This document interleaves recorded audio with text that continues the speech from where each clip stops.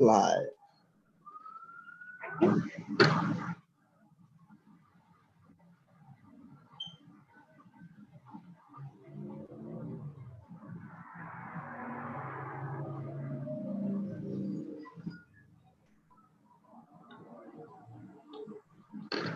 All right, so Sagirah Lane, thank you so much for being a part of Natural Weed Community Hour.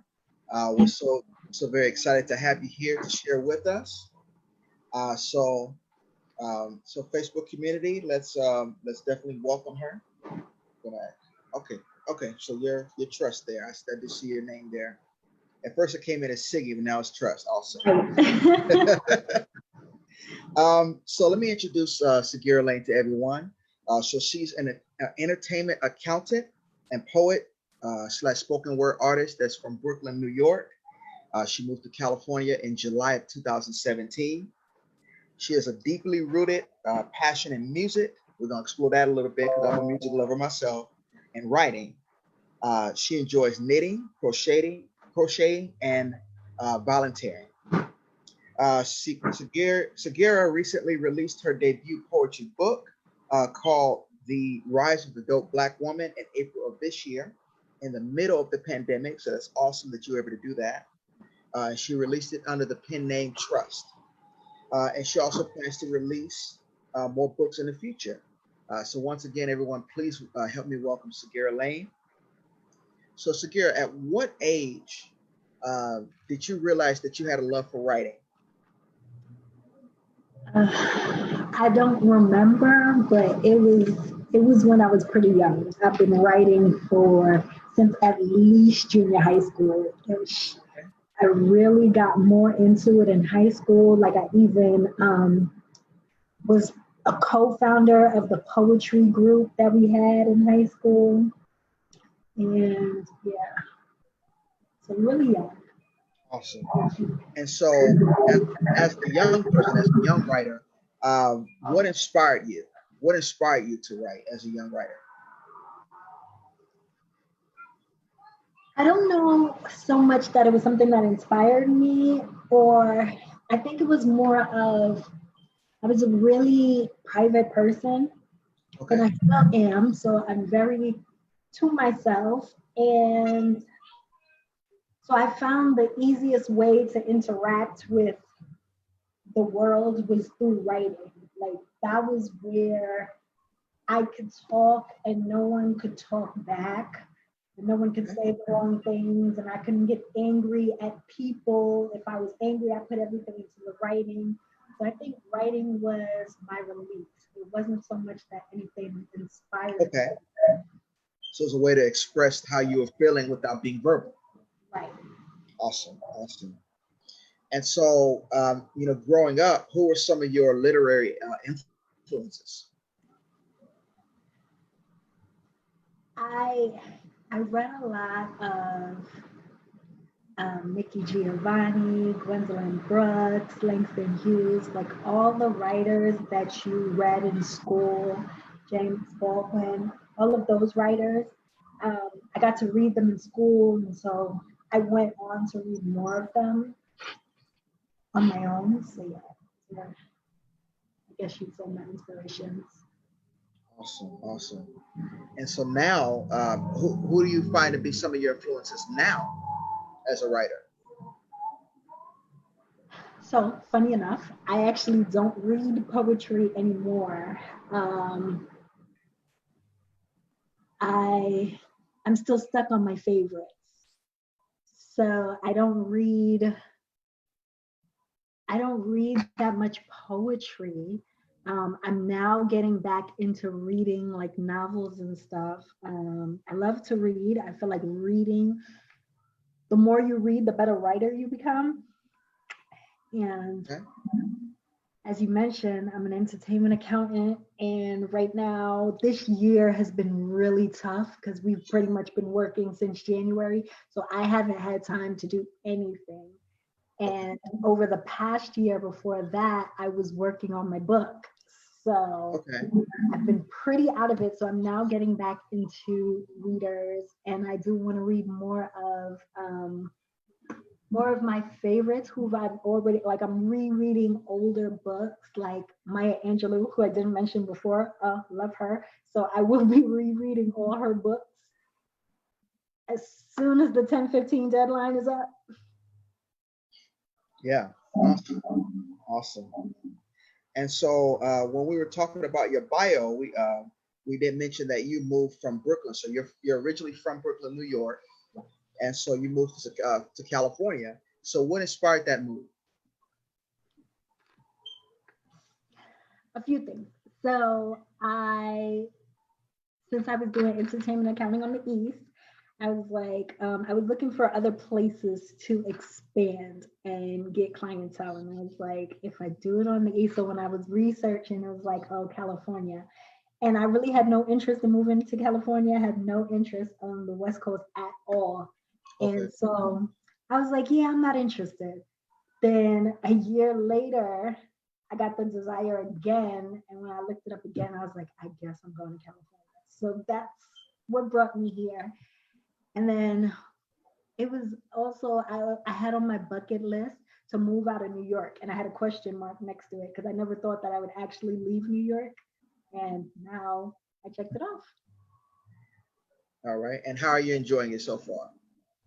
Well, I don't know if you've ever been to New York, but it is drastically different.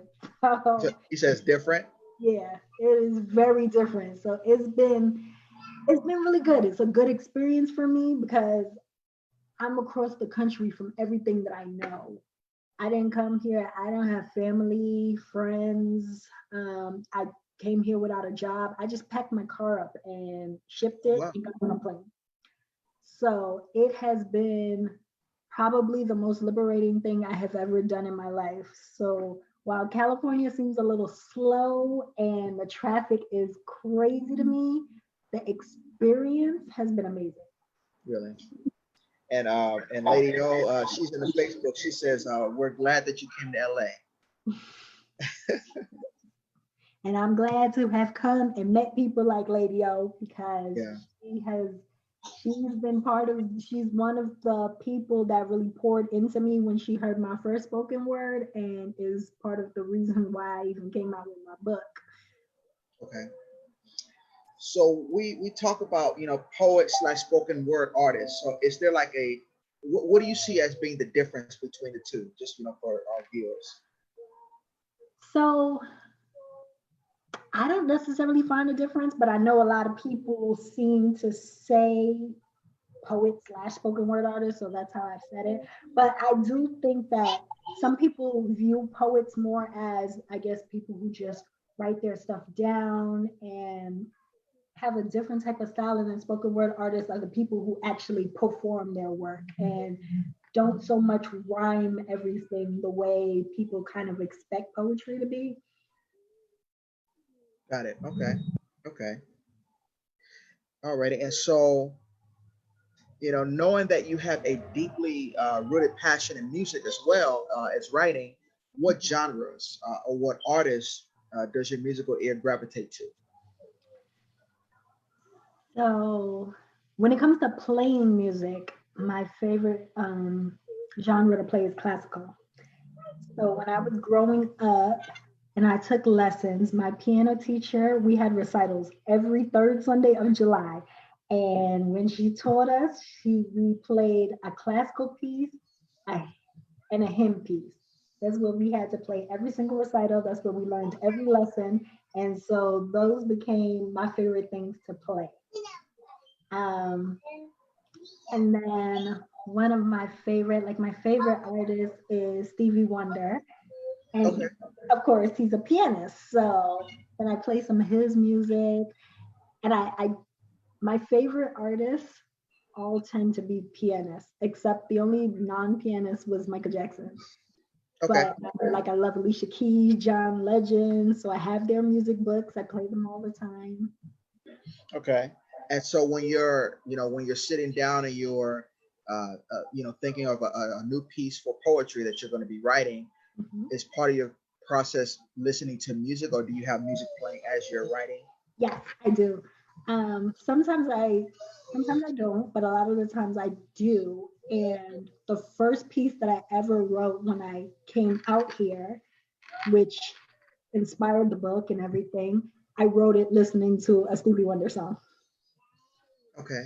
Okay. Awesome. Awesome. So talk to us a little bit more about your creative process as a poet. uh, I don't even know that I have a process. It just comes to me, like it'll come anywhere. And so I always make sure like I have my phone or I got pens and papers because like I'll be like in the shower and something will come to me and I'm like, I gotta hurry up and get out and I'll keep repeating it. So I'm like, I don't lose this. This was good. So it just comes to me anywhere. Um, Lately, I've been going on a lot of walks, and as I've been walking, my mind has been working overtime, coming up with ideas of themes. And I tend to get my pieces a lot like that, like coming up with a theme, or like if I have an event coming up and someone asks me to do something on a theme, then I kind of get to use that as a starting point.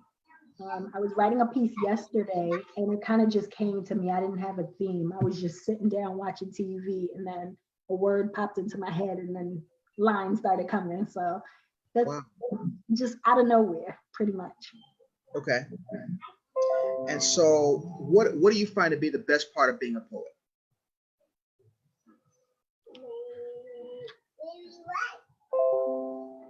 I would say for me, like personally, it's like just seeing how it comes together and like just how amazing it is. And then that's like just how I feel. But then when I also see other people's reaction to my Well, work, yeah. and I'm Yeah. just like, I did that. And like, this is how I would feel reading like a Maya Angelou. And then to know that people feel like this, and it's me that wrote that. That's amazing. Okay. And so just talking about, some of your work, how does your work as a poet and a spoken word artist empower Black people? Um, so I write a lot about Black people and I write a lot about women because I'm a Black woman. So these are the things that I know. And it just so happened that because I can relate, other people can relate as well. And um, I mean, I just write about my experiences. And since Black people can relate, kind of works out. Right. Awesome. And so, tell us a little bit about your book. So, when we were doing the intro, we talked about you have a book that you wrote that you released in April of this year called The Rise of the Dope Black Woman. So tell Mhm. us a little bit about that. What inspired this title? Okay. Um, so this is my baby. Yeah, yeah, show us the book. So what inspired the title is so I wrote a piece. The first piece that I wrote when I came out here was the history of the dope Black woman. And I wrote this piece for a Black History performance with my organization, the National Council of Negro Women. So I'm part of the Athens Westmount section. And when I moved here, I found them, and without knowing that they had a Black History program coming up, I said, oh, I was introducing myself and I was like, oh, I like to write poetry. Now I feel like if I knew they had a show coming up, I would have never said that. Okay. Because I never tell people that I write poetry. Well, I never Really? used to. Yeah. That wasn't Okay. something because I didn't perform when I was in New York. I only started when I came out here. Oh, wow. Okay. So I never used to tell people that. So I was just like, oh, I don't know these people, so I can tell them something like that. And then they were like, oh, we have a Black History show coming up. Would you write a piece for us? And I was like, oh, man. So I was like, okay, I guess. And so the theme was women. And so I was like, okay, I was trying to write the piece. And then one day I sat down with the creator, she needed to get like, she needed to be in a zone to write the play. And I was like, okay, I need to be in a zone to write. So we had went to a Starbucks and we were sitting there and I put on my Stevie and I wrote the piece, The History of the Dope Black Woman. And it was so well received um, that I had to keep writing because they would not let me stop writing pretty much. Okay. And so then when I was trying to title the book, I don't even remember the other titles. I came up with a few, and every day on my lunch break, I would walk around and make videos with my friend, and I would tell her my different ideas for the cover, the title, and everything. And one day I was like, ooh, The Rise of the Dope Black Woman. And she was like, yep, that's the title. And so that's the title. Awesome. Awesome.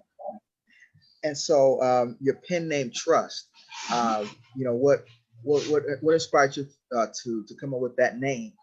That name was given to me since I Okay. was a little girl. So it stuck with me. So I've signed all my poetry as that name. But then when I moved out here, nobody knew me by that name. And my like personal nickname is Siggy. So then I almost switched to Siggy because that's what everybody knows me by. But I was like, no, I'm going to keep it as Trust because that was a name that was given to me, and been the name that I signed everything with. Like when I did my copyrights for the book, that's the name I copyrighted everything in. And then I was like, I kind of like this because a lot of people don't know that it's me. So I feel like it gives me a separation of Okay. my actual self. So you were mentioning that back at home that like you started doing the poetry since you've been out here. Like you didn't perform when you were in Brooklyn. Right. Are there family members that still don't know that you are a spoken word artist? I mean, there may be. My parents always knew, but I didn't really perform out there. But now, like my grandparents and my aunts and uncles, they all know, and they were pretty surprised. And when I do events, I send them my videos, and they're like still in awe. They're like, "What is this? Who is this girl?" Yeah, yeah. And with your book, what message are you seeking to convey? Within your work of your poetry work Okay, within the book so I'm specifically. gonna read the back because the back pretty much spells it out. Um, so The Rise of the Dope Black Woman is a compilation of poems written by Sagirah Lane under the pen name Trust. A fiery young lady with the blood of Brooklyn and Grenada in her veins and heart, Trust is a force to be reckoned with. Separated into various stages of life, these poems reflect stories that many people can relate to, trying their hardest to live, love, and remain grateful without crashing and burning. Awesome, awesome. All right. And so, what would you say to encourage young people who are thinking of, getting into poetry? The young writer. Do it. And do it often, like just write. Everything is not going to be good.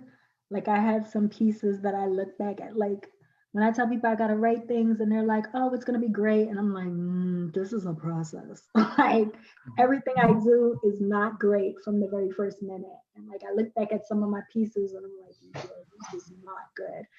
And then there are other pieces that are amazing as soon as I start. And you just got to keep doing it and doing it. And Mhm. that's really the best thing I can say. And I feel like you should really try to listen to others, but at the same time, go with what you feel. Because, like I said, like people will tell me like things are good, but I feel like your friends and family are always going to want to support you, so they'll tell you anything. And you have to know, did I really give my best work? So you really hone in on your skill and just write. Yeah. And in our Facebook, one of Henry Turner, who's one of our voter elders, She says that she loves your energy.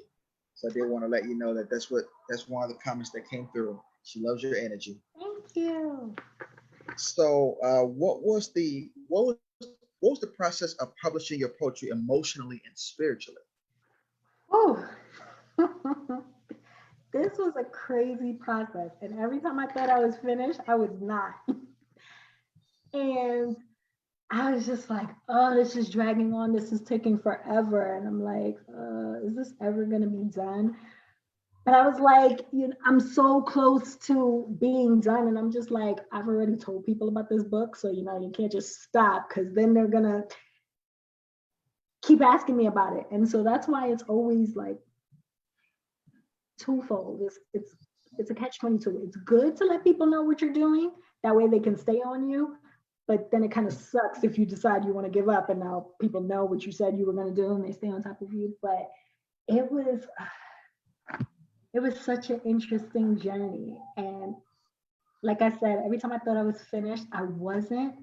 But when I saw that I wasn't, and I could see like the steps laid out, what else still needed to be done, I'm like, okay, it's not that bad.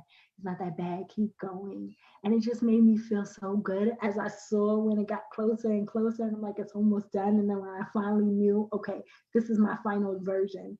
And I sent it to print. Oh my gosh. And then when it finally came back, I was like, oh yeah, all right, I made it. How long did it take you to write The Rise of the Black Woman? So I used a lot of the poetry that I've written over the years. So that was like 10 plus years worth of work. And my father would Oh, always ask me when I was going to write a book. And I was like, I'm gonna get to it, I'm gonna get to it. You just say things just to say it. I never really thought I was gonna write a book until again I moved here. And I feel like in hindsight, that's what my move was for. It didn't have anything to do with accounting, it had to do with the writing. I had to move here for people to push me into my creative side. And once I started performing and they were pushing me, everyone was like, oh, are you going to publish a book? And I was like, I guess. And they were just like, we want a book. We want a book. And so I was like, okay. So I went back and I read everything that I had over the past 10 years and I started separating things out into chapters. And then when I spoke to the person who was going to print the book for me, like she was giving me suggestions and things that I needed. So I kind of used that to shape what I had going on. And I knew I wanted to copyright the books. I knew I wanted to copyright the poems because I had a situation where one of my piano teachers, my very first piano teacher, I don't know what was going on with this guy, but he decided to tell us he was moving to London when he did not move to London. I don't know why. He just wanted to stop teaching and he didn't tell us that. And we saw him one day on the street. But he had us write a song. So I wrote a song and recorded it. And years later, when he saw me again, he told me, oh, I want access to your song. Because he was like, it's a really good song. I want to put it on the radio. And I was like, yeah, I don't think it works like that. And he was like, well, either you're going to give it to me or I'm going to just take it. So I immediately went and told my dad. And so we got it copyrighted. And so since then, I'm in the habit of I need things copyrighted before I can put it out into the world. So that I knew you pay a certain price if you copyright 10 poems at a time. So I was like, okay, my book has to have this many poems because I'm going to copyright 10 at a time. So all these things went into how many poems I had. So I already had poems that were copywritten. I had copyrighted. I had 2 of them that were already copyrighted. So I was like, okay, I want this many poems. And when I got up to like when I had 43, I was like, oh, I can't stop at 43. I got to go up to 50. So that's how I kept writing until I got myself to a number that was multiples of 10. So there are 50 poems within the book. There are 52. 52 poems. Okay, got it. And so you mentioned piano teacher. So you do play the piano. Yes, I play the piano and the violin. I've been playing the piano Awesome. for 21 years now. And the violin, I was playing for 3 years before I moved here. And then I've been here for 3 years and I haven't played it since. Got it. Okay. Okay. And so, in addition to writing poetry and doing spoken word pieces, performing, do you Mhm. also write songs? Do you write your own music? I do. I hear music in my head all day, all the time. And so then I record myself like humming it so I could come back and play it. So I do write music, but I decided a long time ago that music would be the one thing that I wouldn't share with other people. Okay. And I decided that because one, when I was a little girl, I wanted to be a rapper, and I was gonna be like a rapper that played the piano. Okay. And but then I was like, no, I can't do this because I don't like being in front of crowds. I don't like being in the forefront. So then I later turned out to be a spoken word artist. Who would have thought? But I decided that like music was my one thing that was personal because I was writing and then I started performing. And then when you're good at something, sometimes people like drain it out of you. They like want you to do it all the time. And because I love it, I keep doing it. But I'm just like, I don't want to ever lose that with Okay. music. Music shapes Yeah. like I can't afford to lose that with music. So it's the one thing that I will only do for myself. Got it. Okay. All right. And so, Warner wanted you to hold the book up again. Can you hold the book up one more time for us? And so, where can our viewers gain a copy of your book? So I have a website. It is trustthequietforce.com. Um, so yeah, I made this website and it's on there and you can purchase it and I appreciate it. Okay. Awesome. Awesome. All right.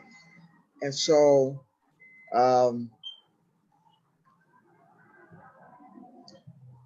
I remember seeing you on last week with Keisha, and Mhm. so I noticed how passionate you were about the painting that you saw.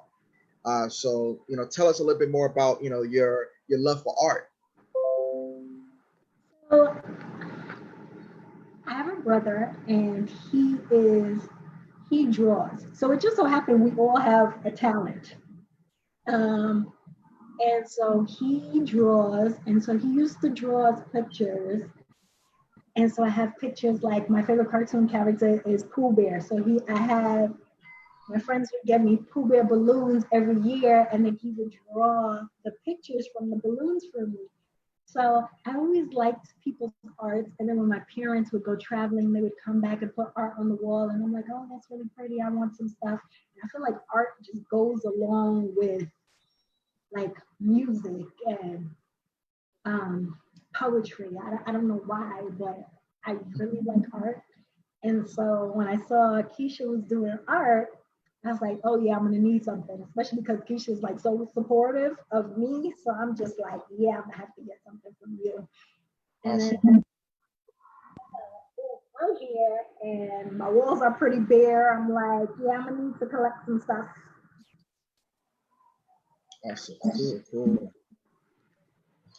All right. And so, you had mentioned that in your bio at least, that you are, planning to do some more poetry type of books in the future.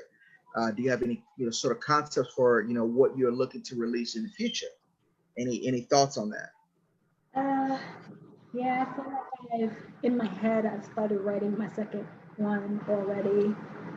Um, I'm still playing around with the ideas, but started writing. So I'm trying Okay. to see how long this one will take me. I feel like 2020 has given me a lot of material, so this one might be quick. Okay. Okay. And so, do you have a spoken word piece that you could share with us? I do. Awesome. So I'm going to share. This one is, like I said, I do a lot for Black people and women. So this one is for Black women. Okay. So it's called We Come a Long Way. We've come a long way. We've made nothing into something, pulling something out of nothing, and we've done it with seemingly ease. See, it was never easy. We just made it look that way because we are stronger than any man you'd ever meet. Because we've got the strength of head and heart, mind and soul, the understanding that everything we touch turns to gold, and we can change anything we want. So we take our superpowers with us everywhere we go, and we use them accordingly. As our ancestors were scrubbing the floors at Master's feet, she was paving the way for you and me, thinking, my future baby girls won't be knowing this life. And she was damn sure right. I love her for the fight I never knew she was fighting for me, she never knew would come. But she did it anyway with me in her heart. And I live every day with her in mind, thanking her every day for all she's done, although far removed. Her days in the outhouse is still our story. We've come a long way. And we've been met with roadblocks at every step of the journey, but perseverance was a battery in our back, so we carried onward. She went from scrubbing floors to taking care of children that weren't hers, to teaching the youth and shaping the world, encouraging us to want more. She fought for our right to vote. She gave us a voice. We will be heard, and we haven't been silent. Instead, we use our presence to scream so loud we no longer have to say a word out of our mouths. We are the most educated. We are crushing our roles in fields that are male dominated, and we are unapologetic as we do it. Hear me? We're not telling you. We belong. She was strong, and she gave us a reason, and we are the reason for the future generations. So we fight a fight they'll never know. For them, we're not quite sure who's coming, but we do it anyway with them in our hearts, and a burning desire to always be better, because we will never be done. We will always come a long way. This is our story. Awesome. Great piece. Great piece. So is that a piece that you came up with? When did you write this piece? So I wrote this piece in April of last year, I think. Okay. I think it was last year. And I did it again for my NCNW section. We did it for our Founders Tea. So we have Founders Day in April, and the theme was from the We've Come, was it We Come a Long Way? I think it might have been We Come a Long Way, but it from the outhouse to the White House. Okay. So, like I said, you give me a theme and I just run with it. So that's how I do that. So you said Founders Day. So you were part of a sorority? No, it's a community-based organization. Okay. But we do there are sororities that are affiliates of the organization. Okay. Okay. And so Keisha actually had a question. She was asking, what advice would you give a writer about the publishing process? That's a good question. And since publishing, I've actually have spoken to two people personally about that. So one, what I told them was not to have deadlines. Like you want to have your internal deadline, but like don't be upset if you don't stick to that. Because for me, I had so many dates in mind, and I was like, oh, before the end of the year. People are like, when the book coming out? I'm like, before the end of the year. They were like, oh, okay, I'm gonna make it a Christmas gift. My book came out in April, so this year. So don't hold yourself to dates because you will be upset. And then it was one thing I didn't know I needed to do was to have it already in book format. So okay. I thought that I had everything typed up in Microsoft Word, and I was just going to upload that to the printer. And when I had called them, to ask them something about the ISBN because I was doing some research and an ISBN popped up, and I was like, oh, maybe I should have this. So I started doing more research, and I was like, oh, how do I get this? And I started finding more stuff. And so I called to ask them something about the ISBN. And she was like, oh, is your book in book format? And I'm like, what? And so she started giving me a rundown, and I was like, oh my gosh, I don't have any of that. And then so she gave me recommendations for people that could help me with the book. And one of the names she said sounded like a Black woman. And so I was like, okay, I'm going to go with her. so, Right, right. so when I talked to her, oh, she was the best. And like, people love the cover so much. And I'm like, yeah, let me tell you, this lady, I just found her. Like, she was recommended to me, and I just went with her because she was a Black lady, and she is the bomb because she did my cover. And she like told me so many things that I needed to do. She was like, okay, I'm gonna format everything for you, just send it to me this way. She was saying, oh, the book needs to have at least 100 pages in order for you to, if you might not be able to see it, but like the title Hmm. and my name on the spine. She said in order for it to do that, you had to have a certain amount of pages. That was another reason why I had to write more pieces, because I'm like, I need more stuff to go in here. So she really helped me through a lot of stuff. And so those are some of the things I would tell people, like, don't hold yourself to a deadline. You want to make sure you have at least 100 pages back and front. You need to have your book formatted before you can get it out there. So I think those are the three biggest things I learned. And so, was there an area that you struggled with in the publishing process? Um, I Not necessarily. I think the biggest struggle was just because I was in the middle of busy season, and so I needed to read this so many times, and it was so many pieces, and I wanted to make sure it came out exactly the way I wanted it. And so I would have to go in and tell her, oh, can you give this like 5 spaces, and not being able to do it myself. That's probably the biggest thing, because like I'd want it done at 2 a.m. and I'm like, I cannot expect this lady to be up at 2 a.m. doing this. And also she was in Texas. So I'm like, there's already a time difference. And so I Mhm. had to learn a lot of patience, because when I want things done, I want it done right now. How And long was the process? How long was the publishing process? So, I started with her in November of 2019, and we finalized, I think, in like late March. And that's when I finally was able to get it to print, or like mid March, because it takes a little bit for them to print. So after they printed, the company that I used was in Baltimore. So after I send it to them to print, I think they had like a week turnaround for them to like go through, and then they send you 2 copies, and then you proofread that.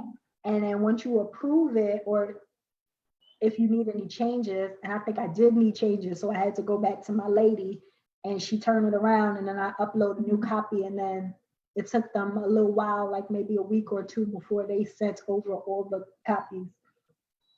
awesome. Yeah, it was a process.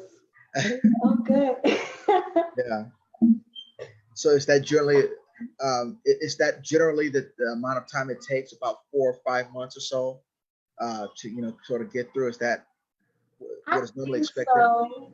I think maybe some people might be faster, because again, I was in the middle of busy season, so I couldn't read things as fast as I wanted to. Like I would say, "Oh, I'm going to read this whole book." Like I could sit down and read this whole book in one setting, but when you're trying to edit it and make sure it comes out right, it don't work like that. Like, Right, and right. then I was also, because I didn't have like an editor. Like shout out to Lady O. Like I asked her in the beginning when I decided I was going to write this book, and I found out she was an English teacher. I was like, can you like take a look at my book for me? And she was like, yeah. So I had sent it to her, and she gave me back ideas, which I changed, and then she like kind of approved that.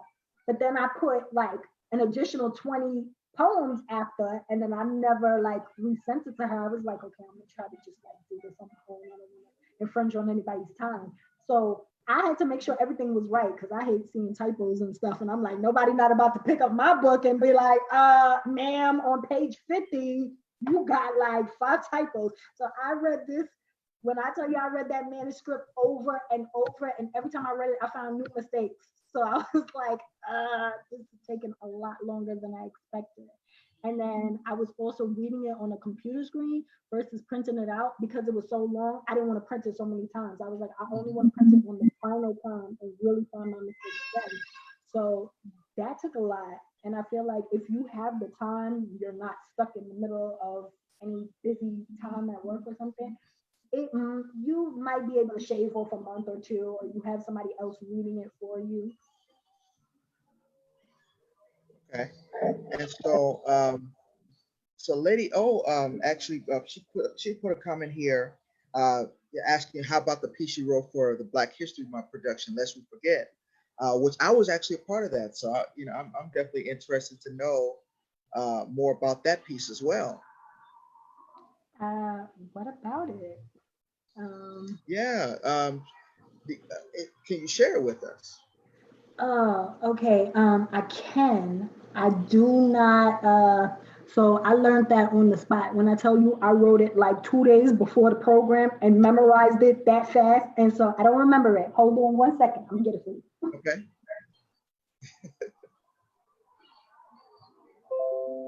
I was so busy with work. That was a crazy time in my life. I was like, Lady O, I don't think I can do it. She was like, you can do it.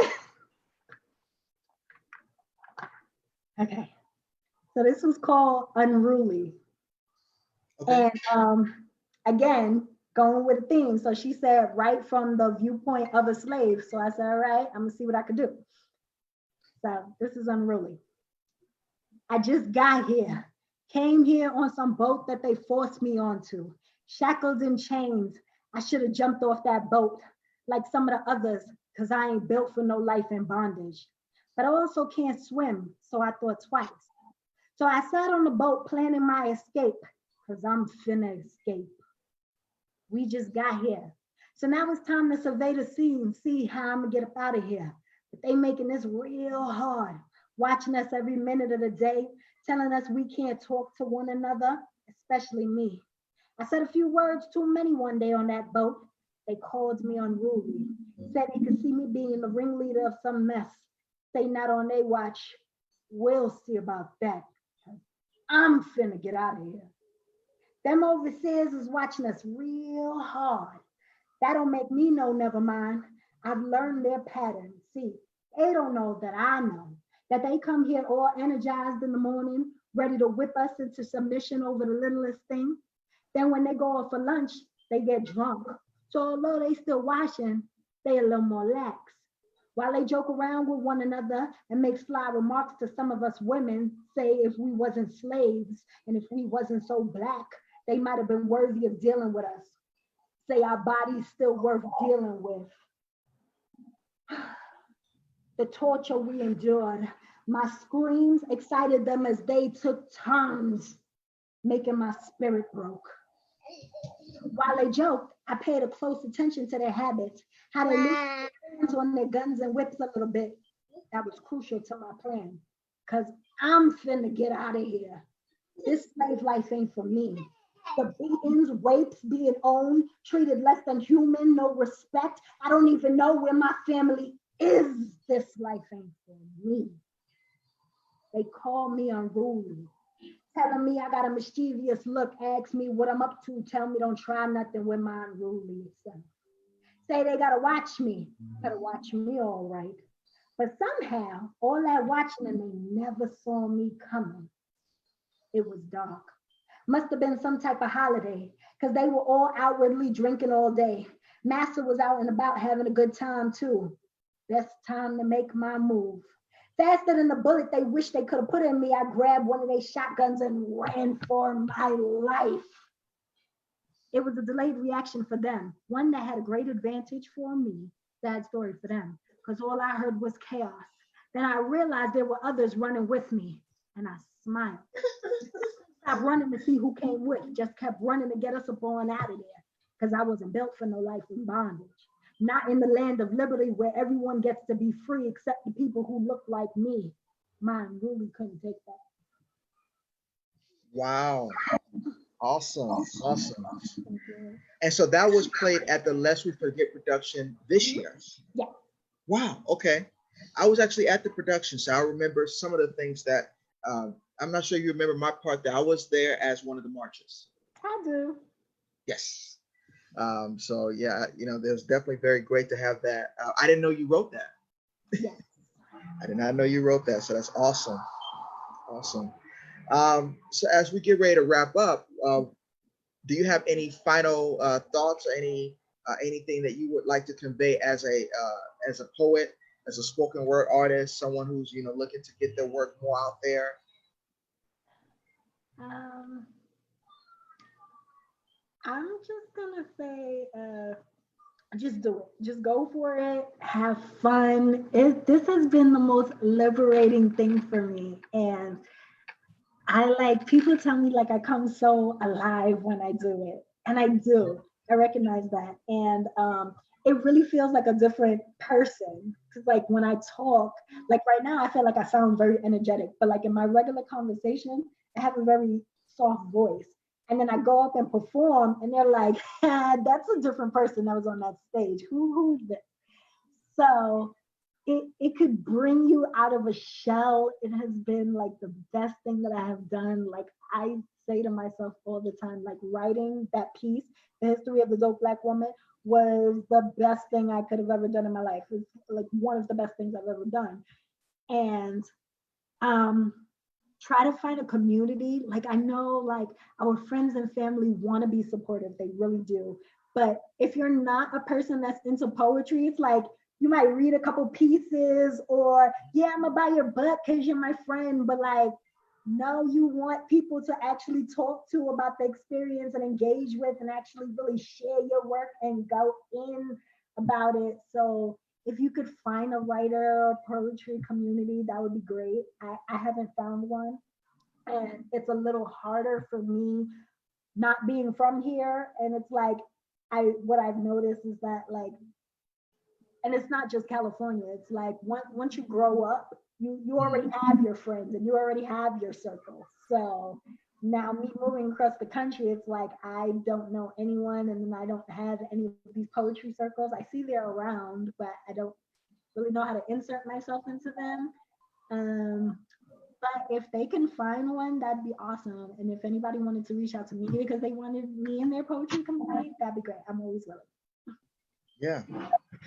And so we have some feedback regarding Unruly. We have a Lady O. She was saying when you said, "I'm fit to get out of here," it took her breath away. And then Juana, she says, "Good to hear it again." She was actually there at the Southwest College Theater Oh, when we had Lest We Forget. mm-hmm. Thank you. So it's definitely a lot of positive feedback that you got from the piece that you wrote. And I can see that, you're definitely very passionate about, what you do as a poet, as a spoken word artist. And that definitely comes out in your pieces. And so I'm pretty sure that, everyone is going to be very excited about the rise of the dope black woman. So if you can show us one more time before we, get out of here, so that people can see the book and people can go out and purchase it. Yes, yes, yes. Awesome. Awesome. And remind us again of the website. Trust, TRUST, the THE, quiet, QUIET, force, FORCE .com. Yeah, so it's on there. So you said Trust the Quiet Force. trust the quiet force. Yes, trustthequietforce.com. Awesome. Awesome. And then all my social media is on there, like my YouTube link, my Instagram, Facebook, it's all on there. And I have links to my YouTube so you can see some of my other performances. So yeah, Okay. it's up there. So how just one quick question I just thought of. How has this pandemic affected you as far as being able to perform? So I'm not able to perform, and that makes me a little bit sad because um, I just started doing it and it was something that was pretty awesome. And then to have it kind of like snatched away. But uh, I did in July have a virtual book reading Okay. for people who had a copy of the book. And so, like, a lot of my family and friends were on there. Keisha was definitely on there. And they were just like, Keisha could tell you, my father was like the life of the party. Like, he was so proud of me. He was shouting out the books the poems he wanted. He Yeah. was, he was so excited after every poem. He was, yep, love it. Like his reaction, I was like, what's going on with this guy? Yeah. But so yeah, that kind of made me feel good. And then I've done a few like Instagram live events. I've done that, and then Keisha had invited me to. Um, I feel like I'm gonna say this wrong, but it's like the Mountain Ministry Women. Mountain Women's Retreat. Yes. So I did that. So we filmed for that. Like I think it was like 3 or 4 Saturdays ago. It was Okay. such a nice experience. And it was my first time seeing it. So I did the history of the dope black woman for them, and it came out last weekend. So it was shown live on Friday, and I was reading through some of the comments, and looked like it was well received. So Okay. that made me feel really good because we got to film that live. So I felt like I was back on the stage and I was doing it again. Oh, it felt so good. Awesome. I'm ready Awesome. for this to be over. Awesome. Well, once again, Sagirah, we do thank you and appreciate you for, taking time out of your schedule to share with us, share with us some of your pieces. Okay, so I'm seeing here that Keisha said that your performance is actually on Facebook. Yeah. Yeah, so I definitely have to check that out. I'm friends with uh, Cassandra Edwards, and many of the people who were involved with the retreat. Mhm. So I'll definitely have to check that out. But we do thank you so much for your time and for sharing with us. Um, and we definitely appreciate you. So as we, get ready to close, I want to, take this moment to first off acknowledge just a couple birthdays in the month of September. So we have one of our Council of Elders, Juana Turner. She just had a birthday. So happy birthday to you. Uh, Okay. we have our speaker for next week, who is Bose Robinson. Today is actually her birthday. Happy birthday. Yeah. Mine's is in 2 weeks, so can't forget about me. But yeah, so we're definitely very excited about that. But yeah, so to tell you a little bit more about our speaker next week. So Bose Robinson, she is our social media um, influencer. She's the one who posts uh, on our page. So anytime you see something from our page, all the different art pieces that you're seeing, just all the different sayings that you're seeing coming from Natural Weed, that's all Bose. She's very much hands-on as far as keeping us engaged with the community. So we're definitely very excited to have her speaking with us next week on for our community Our Power. Also on Saturday we'll be having our feeding. So we definitely want to again get that information out to people. We're going to have our feeding at New Providence Missionary Baptist Church from 11 to 1. As I mentioned in our weekly updates, we have not had a feeding where we fed less than 200 people. And so we've really been reaching the community. And so we're very, very proud of that. Um, and so, and we're going to keep it going. We've been going, strong for the past couple months on that. So we're going to keep going. And then we just started our tutoring program yesterday. Keisha is a part of the, she's on our Zoom here. She's a part of the tutoring program. She's helping out there, in the reading aspect of things. So we're very excited about that. But once again, Sagirah, thank you so much. And for the viewers, thank you so much for being a part of this. Thank y'all for having me. All right. And also, my wife is here in the background. Her birthday is also September. I don't want to forget her. Her birthday is 2 days before mine. So, Happy birthday to all of y'all. yes, yes. All right. Well, thank you so much again, everybody, for being a part of this. And we will see you next week for our Natural Week Community Hour Power. Y'all have a great, productive rest of your week.